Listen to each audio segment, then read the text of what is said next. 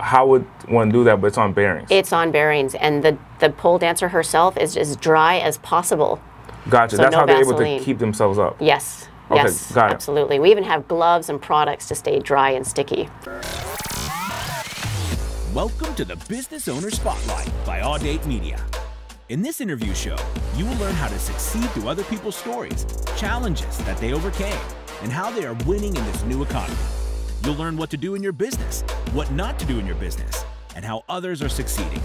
Tune in every week to discover new stories, new businesses, and new ideas. Welcome to the Business Owner Spotlight. Today I have the CEO of a pole fitness dance studio, and I'm super excited. Thank you so much for being me on the show. Of course, thank you. So, off air, you were kind of sharing with me a little bit about what you did and when you were 18 years old, coming out of high school, and you started being an exotic dancer, and then you found a need in the market. Share with me a little bit about that story. Yes. So I was actually 19. Oh, at 19? Yeah, the legal drinking age in British Columbia. And That's Canada, right? Yes, right above Seattle. Okay, for sure. And I went there for my 19th birthday. I'm like, yeah, I can go to a club. Let's go to the strip club. And I thought, oh my gosh, I think I want to be on stage. The drinks were kicking in. So that night I asked the waitress, I would love to dance here. What do I do? What are the steps? She goes, oh, you just go to an amateur night. An agent will see you and you'll get picked up by an agent. It's very different than here in the US. And I did. I went, got picked up. How do you do it in the U.S.? In the U.S., you go to, say, a strip club. I can name some names if anyone wants an idea. Spearmint Rhino is the first that comes to mind. And when you show up, they basically will say yes or no. If you're wearing a swimsuit, you go in ready. And if they like you, they will give you an intent to hire. It's a sheriff's card application form and a letter of intent that they will hire you. And you go get your sheriff's card and have a business license, and then you get the job. So you need a license to be an exotic dancer? In many areas, yes. I didn't know that. I thought you could just walk in and then just apply and then it's go ahead from there. No. But you need to be documented. Correct. And I don't know if that's everywhere in the U.S., but it is in some parts of the U.S. and some parts of Canada. Okay, gotcha. So at 19 years old, you walk in, and then what happens? So you walk in, and what happens? Yeah, I walk in. I'm going to do amateur night. An agent's going to see me. And I was so nervous. I was drinking shots of tequila, and my teeth, I could literally feel them chattering like I was a cartoon character. I was so scared. But yes, long story short, I came second against a girl who's been dancing at least a year. And the agent picked me up and said, yes, we'll take you on. Don't worry, you'll lose weight. And I'm like, lose weight? What? I had no idea what he was talking about. But I did notice that instead of having lines down my hamstrings, I had dimples. I was about 40 pounds heavier, but I didn't know. I'm just like, oh, I'm cute, whatever, 5'3" and 145. Yeah. No problem. So, yeah, I thought, this is crazy. There's no school. The waitress thought I was really strange asking about the school for pole dancing. So when I went through the experience, I realized I need to start a school. So I began teaching as the world's first pole dancing instructor and made the first school. So you created a school. Did you do that in Canada or did you do that in the United States? In Canada, Victoria, BC. So you started a pole dancing school. And in Canada, how did you get to Vegas? Oh, I married an American. Okay, that makes a lot of sense. Yeah, so I did marry somebody who had a bit of a shady past, and he was not allowed to come to Canada, and so I came to Vegas. And then, so you stayed in Vegas, and then did you move the company? Is that what you did? You moved your Yeah, I did studio? what you should never do in business, and I'm sure there's a few things you should never do, but never change your business name. Yeah, get ready. Don't change your business name. Don't change your website 4 or 5 times. You want to be, build the same brand. Same brand, yeah, have continuity all the way through. So yeah, when I moved down here, I don't even know what we're talking about now, but yeah. What was the name of the first location? The very first, and it wasn't a location, it was me offering my services to teach you how to pole dance in the club before the club opens. So what was the name of that business? That was Skyline Services, and my stripper name was Sky. And then what would have happened if you kept it as Skyline Services? In my opinion, looking at the way the internet has grown since 1994, I think that I'd have to have really good, I guess, back-end search engine SEO? placement, HTML, SEO, yeah. So when SEO. people type in Skyline, they would have seen you first. Well, nowadays you see an airplane, I'm sure. Yeah. Yeah, or some nature. But yeah, it went from Skyline Services to Exotic Dance School, which was more descriptive, and it's also what people are looking for back then. And then Exotic Dance Lessons was another one. And then when I moved to Vegas, it turned into Pole Fitness Studio. So I got rid of the word exotic because the Oprah Winfrey and Sheila Kelly, they started talking about pole dancing as a way to work out. Yeah. And people started thinking, oh, this is fitness. So I got rid of exotic and put fitness in there. Because the name exotic was attracting a certain group of people and then pushing a certain group of people away. Is that right? It may have been. And it also enhances the connotation of this sexual activity, right? Like, oh, you're going to be a stripper, you're going to be nude, and that leads to whatever else might happen. But the fitness aspect, everyone has hopefully an interest in taking care of their health to some degree. What muscle groups is being worked on when you're working on the pole? You are quick with your questions. So I would say back and biceps, because this is a pulling exercise, and abs. Every time you lift a leg, it's a hanging leg raise or a reverse crunch, so you're engaging your core. So back, arms, core. If you're upside down, it could turn into pushing, so shoulders and triceps. And legs, I recommend doing some legs on the side. So recognizing that, so when we look at this, you know, it could be considered, oh, this person's a pole dancer. But really what's taking place is that they're working on the abs, they're working on their hamstrings, they're working on their back, their biceps and lats and so forth. Yeah, and their flexibility and their cardio endurance. It's more than just what people think it is. Is there other exercises, like when you go to the gym, that's comparable, or when we look at pole fitness and working out at the gym, that is completely like, yo, it's not even the same? I would say it's very different. Yeah, in pole dancing, you're constantly moving from one position or shape to another. And if you end up being on a spinning pole where the pole's on bearings and it just doesn't stop spinning, there's really no exercise like that at the gym. That's how it happens? It's on bearings? Yes. I thought people were just doing, you know, I don't know, got Vaseline or see? Here we go with the Vaseline. We were talking about Vaseline before you showed up. Because I can only fathom that, hey, to spin in such a manner, how would one do that? But it's on bearings. It's on bearings, and the pole dancer herself is as dry as possible. Gotcha. So that's no how they're Vaseline. able to keep themselves up. Yes. Okay, yes, got it. absolutely. We even have gloves and products to stay dry and sticky. So that's the goal. Is like you want to stay dry and sticky when you're on the pole. If possible, yeah. If you have any sort of moisture, it's not going to work for you. Could you fall? So you'll fall. Okay. And these dancers in the clubs that are all glossy and sexy, they're probably not doing a lot of pole dancing. And those are the ones you don't want to go on stage after. So you see the girls wiping the pole down with the towel. Get your tip money ready because they're going to dance for you. Gotcha. So what they're doing is they're drying the pole. Yes. Okay, got it. And then, so now, are people coming to your business to lose weight, to get tone? Like, why are people coming to you? I would say there's two reasons. People are either coming to us for a workout. They might live in Las Vegas and they want an alternative way to work out. Or they have something to celebrate and they want to just pole dance and try it. Everyone's tried. Have you tried pole dancing? No. Okay, we got something to do this weekend. Yeah, I could have brought a pole right here. Fuck the table. Wouldn't it fall? Would the pole fall? There's a stage on the bottom. It's connected to a base. These are the ones that I would bring to your office. I wouldn't bring anything that would touch your ceiling? Glamorous ceiling. So yes. so it has a base, so you can essentially set up shop anywhere. Anywhere. Right in the desert. We did a photo shoot at my house yesterday, so we put it in the pool. Are you serious? Yeah. Gotcha. Yeah. And then is the base big enough where it could, you know, if someone that's 150, 200 pounds on it, it's not going to fall over anything? It's not going to fall. The only time they think about tipping if the person's really strong and at least 150 and they're going hard. I mean, men are the problem because they're stronger, they're heavier, and if they know what they're doing, they can really get the pole kind of rocking, but I've never seen a pole tip to this day. I've seen poles attached to the ceiling fall down, but I've never seen one of the stage poles fully tip over. Gotcha. Yeah. So people coming in because, now question for you, I'm just curious, right? And I'm sure many of the audience members are curious as well.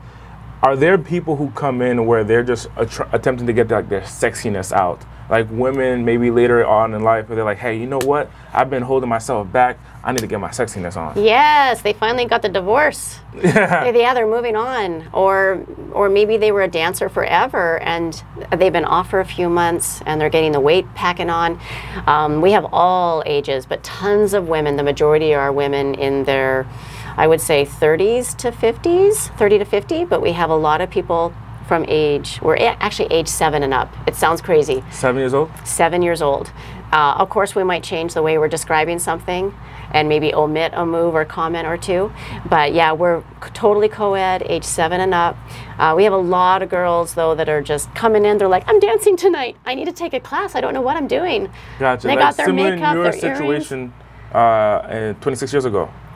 Yeah. Oh, exactly. And this is what makes me so happy is that now this is a place, a safe environment for people to go and learn and really have something that they know they can do on stage as opposed to just running around freaked out dancing to Like a Virgin by Madonna. It wasn't pretty. So now when we look at the business, what's your, actually before I go to that point, I wanted to ask, is this an addition to their workout, or is this a substitute where like, hey, I don't need to go to the gym, I just focus on pole dancing and I'll lose 30 pounds from doing that?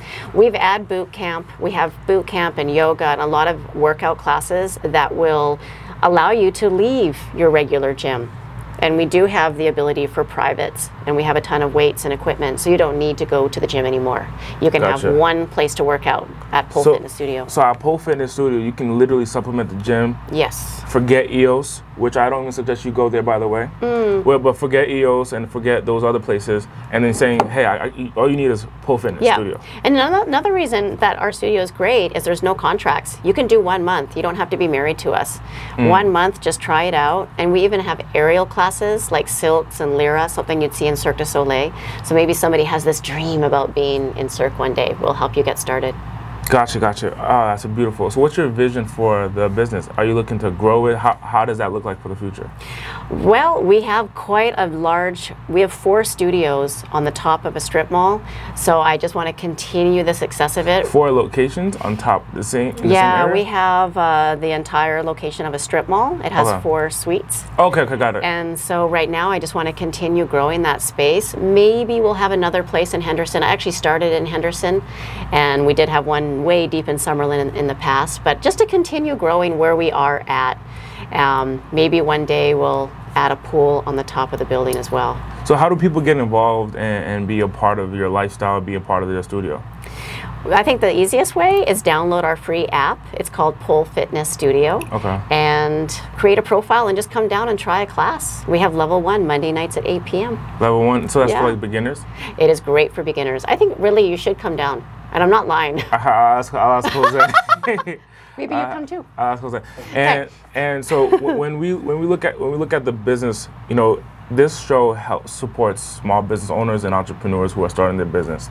So when we look at the tenureship, you've been in business for 26 years about. Yeah. When we look at the 26 years, what's been the biggest challenging position, like the point out of the 26 years that's been probably the hardest? For this business, I think I made the mistake of opening other locations when I truly wasn't ready, and I didn't market it properly. I think it's really key to understand you're going to open up a business, you have this great concept, you know it makes sense, but how are you going to reach those customers, and how are you going to get those customers, at least a portion of them, to come in? So I wasn't prepared when I opened up other locations, so we had to close. Like 2008, I opened in January. What a year. I closed in November. So marketing is important. Marketing is so important. What would you tell yourself 26 years ago or 20 years ago as far as marketing? Information experiences that you know now, what would you tell yourself back then? You know what I would have done? I think I might have either hired a company or gone to school.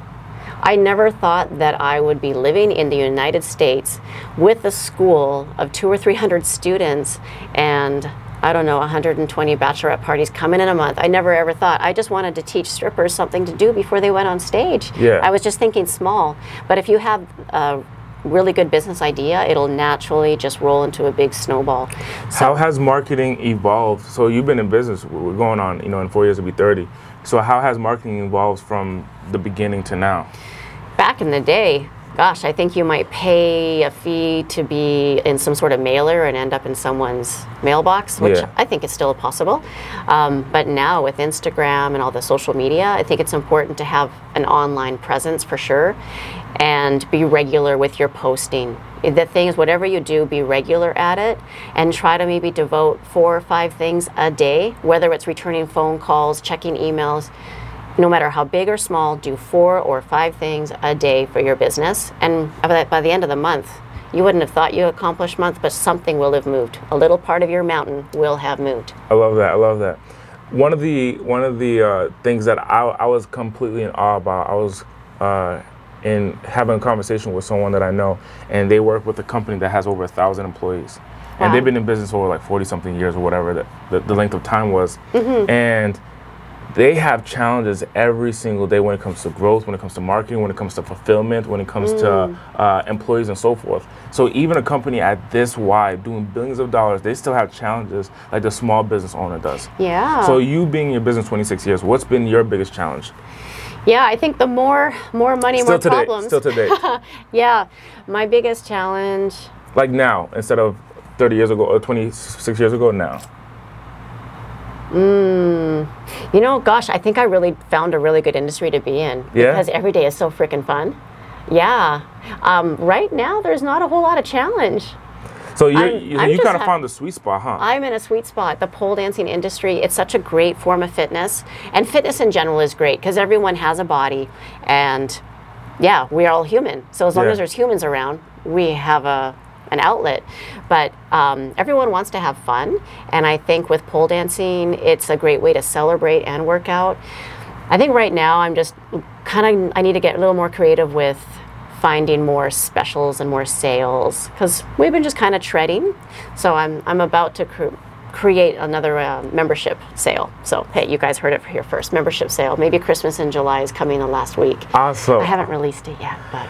And what would you tell to someone who they are in the same position? Let's say that you said the name Spearmint, right? Spearmint Rhino. Spearmint Rhino. So that they're at Spearmint Rhino and they're like, hey, you know what? I would like literally. They were you 26 years ago. Their teeth are chattering. They're nervous. They're going to get their card and so forth. And they say, you know what? I'm going to start my own pole fitness studio. What would you share with them as words of wisdom or advice? Look at your projected outcome, like how much you're going to spend, and don't think it's just floors, mirrors, a pole, and a stereo, because it's a lot more than that. Just get it on paper before you pull the trigger. As we wrap up, what would be on that paper? Like, what are some of the aspects that would be on that paper? Of what to look out for? You know, there's the hidden costs. You know, your rent and your lease. Fully understand your lease agreement. And I think some people don't even they get started and they don't even understand how to properly do a lease. They think they're there for a year. The next thing you know, they found out they're there for 60 months. Oh, 60? 5 years. Oh, 5 years. Yeah. Understand your lease agreement. And if you don't know how to understand it, it's okay to ask for help. So, ask for help. Yeah, 100%. And we may all have a high school education, we may not, but going into the real world and running your own business, that's not something they teach you in school. They want to keep you in school forever, the system. Did you go to school for this, or did you just experience the school of hard knocks? Yeah, I'm just a high school graduate. And so you built this successful business here in a country that you weren't even born in. I at least spoke English. That's the good part. Thank God. And you've created a successful business in a state that you weren't familiar with when you came here. Correct. And I moved here with a suitcase. Oh my gosh, and it's impressive. And you were just sharing with me how, hey, I got to text the front desk, letting them know. So you have a team working with you, and you came here and started from nothing. Nothing. I lived at Emerald Suites, Crestwood Suites, and another place I thought was going to be mine for 2 weeks. So I had three homes in 6 weeks. And I'm like, please, someone let me in. And then I moved to zip code 89052 over in Henderson. I finally had a little shitty apartment. So start small. You are the epitome of progression. That's what thank you. You're kind. Thank you so much for your time on this episode. How can people reach out to you if they want to be a part of your school? Sure. Your studio. Yeah, it is a school. Oh, is it? Yeah. It is. We might even be a church. I love it. In the future, you never know. So the studio is Pole Fitness Studio, and that's POLE. Pole Fitness Studio? Correct. And then how can they reach out to you? Is it a phone number or a website? Yeah, the website's easy. It's polefitnessstudio.com. Awesome. And we do have Instagram. I'm not currently in Instagram jail on that account right now, so it's up and live and running. Awesome. So if you're in a place where you're saying, hey, I want to increase my fitness, increase my heart rate, and get fit, get toned, or you're in a place where you want to be an exotic dancer, she is the person to get in touch with. Thank you so much for being on the episode. Yay, thank you, Andy. I'll see you Monday night at 8. Maybe. Tune in every week to discover new stories, new businesses, and new ideas.